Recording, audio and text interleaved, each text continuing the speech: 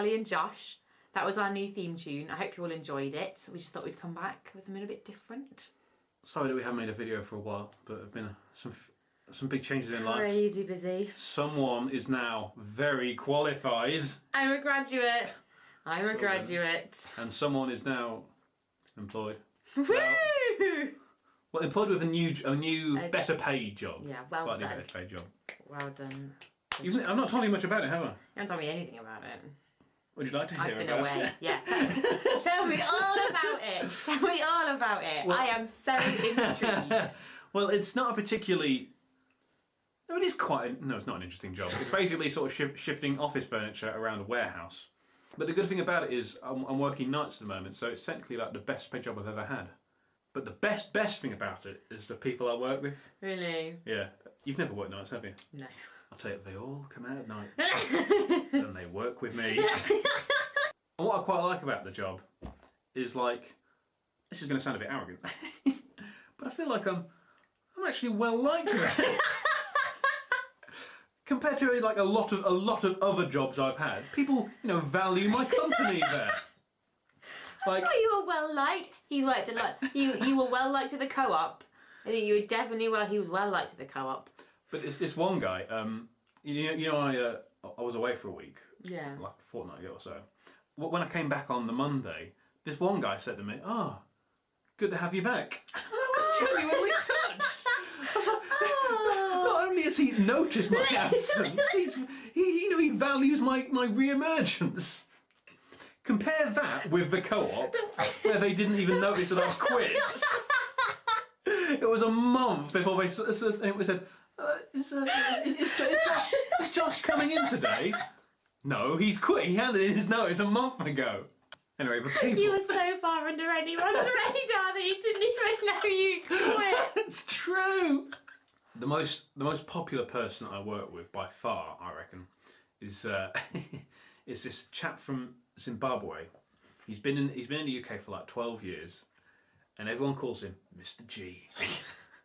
He's basically like our version of Reginald D. Hunter. Really? He's so cool. Anyway, Oh, I love that. well, once I was finally working with G, the first question I asked him obviously was, "So what does the G stand for?"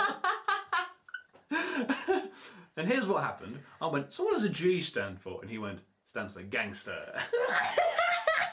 And we both had a big laugh. And I went, "Now what does it stand for really?" And he went, "It stands for Gaylord." And I had a big laugh. Oh. And then I went, "Now what does it stand for really?" And he went, "It stands for Gaylord." That's my name. And then neither of us had a big laugh. And instead there was this awkward silence. And I was like, "So how long have you been in the UK?" It's funny because I've never met a Gaylord before. No. Apart from Mark, obviously. If our little warehouse, our little family, were a sitcom, no one would watch for one thing because it wouldn't be very interesting. But the character about whom all the fan fiction would be written would have to be the only girl on staff, Julia. Julia. She's from Latvia too. She's very beautiful anyway, but when you combine that with the fact that literally every other member of staff is either a hairy, ugly, or sweaty male, or a combination of the three, all of a sudden she's Jessica Alba. Something I've noticed about Julia is the way that everyone else gets very, very productive when she's in the vicinity. She'll be on the same aisle and go, do you want a hand carrying that box, Tim? No! I got it! Hey, Julia! Hey! Oh man. And I think Ian, the supervisor, has realised this as well. It's not quite reached the level where he's got a big sign saying, if we complete today's orders, Julia might go out with you. But it could well reach that stage. The thing with like Julia is everybody wants some kind of USP with her. You know what I mean by that? A unique selling point. Like Yannick is also from Latvia, so he's got that. there's a guy who lives in the same town as her. Some people, you know, Chris can make her laugh. Yeah. So that's the best USP. That's the best one. Anyway, obviously, I'm not getting involved in any of that ridiculousness, of course. It's wasting time in such a fashion. On a completely unrelated note, I'm teaching myself Russian.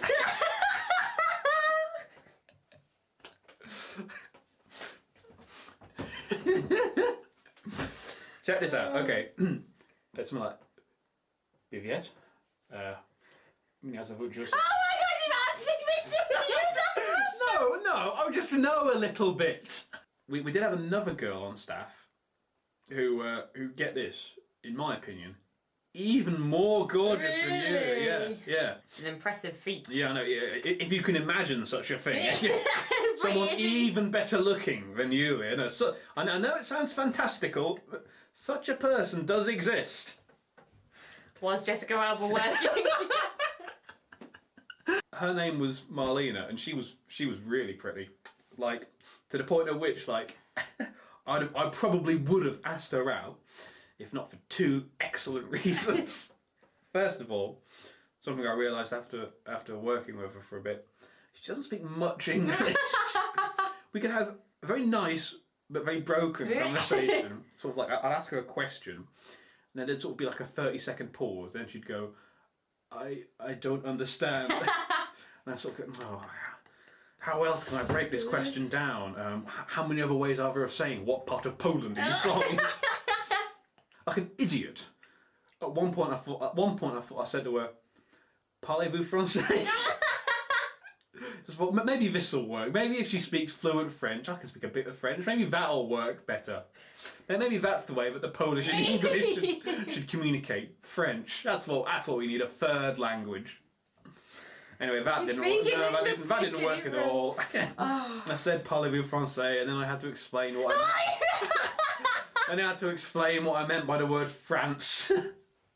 Then she called Daniel over on the forklift truck to try and translate, and I was like, "It's not really a big deal, Daniel. I just." And then I was speaking so quickly that he didn't understand either. And he was like, "What?" And I was like, "It's not a big deal." He was like, "What's not a big deal?" And I went, "The situations. It's not that important anymore." I was just. He was like, "You want to tell us something about a parlour?" And I went, "No. Oh, what have I done?" Anyway, that's what you get when you introduce a third language into a conversation. Anyway, that's reason number one. Reason number two, much better reason. She's already married. I was gutted when I realised that. Did you see the ring? I met the husband.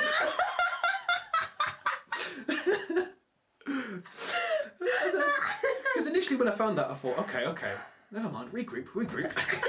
we can work with this. Maybe her husband will be a real jerk and I can save her from this loveless marriage.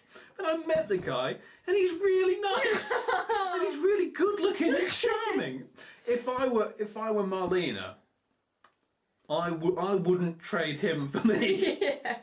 If she came up to me and said, "I'm leaving my husband, how about it?" First of all, I'd go, "Well, your English isn't great." Well done. Secondly, I'd go, "Oh, that's a step down. Yeah. Don't bother.